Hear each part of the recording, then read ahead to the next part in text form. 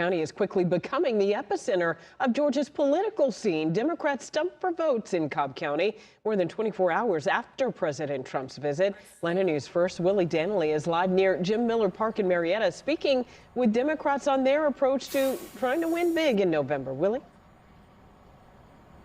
Well, Tracy, only 24 hours after President Trump brought his campaign message here to Georgia, there was an event here in this building behind me hosted by the Cobb County Sheriff that gave Democratic candidates the opportunity to make their plea to voters.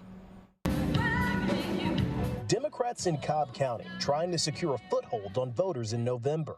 Thursday, Cobb County Sheriff Craig Owens, who's running for re-election, hosted the county's annual Low Country Boil.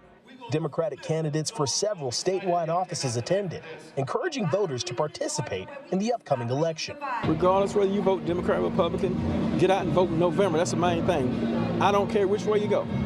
Just vote in November and make the choice that you think is right for you. The event comes one day after President Trump appeared at Wheeler High School in Cobb County, where he campaigned with several Republican candidates, including gubernatorial candidate Rick Jackson. The other side talks about affordability as if that's a solution. Affordability is not a political problem.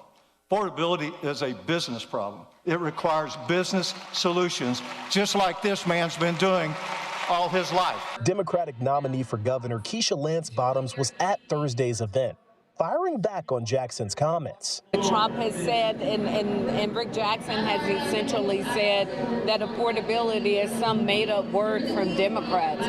But when you're struggling to make ends meet, that's not make-believe. Democratic Secretary of State candidate Penny Brown Reynolds said her campaign is focused on bringing people together. The people of Georgia, they're tired of the division. We're looking forward. We're tired of the name calling.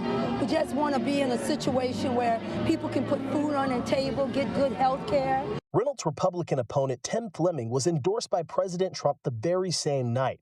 The president writing, quote, "Tim has a strong record of being an America First fighter for election integrity."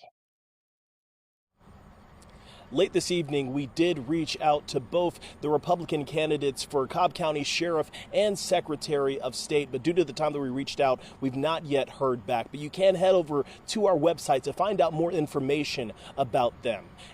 In Cobb County, Willie Danley, Atlanta News First.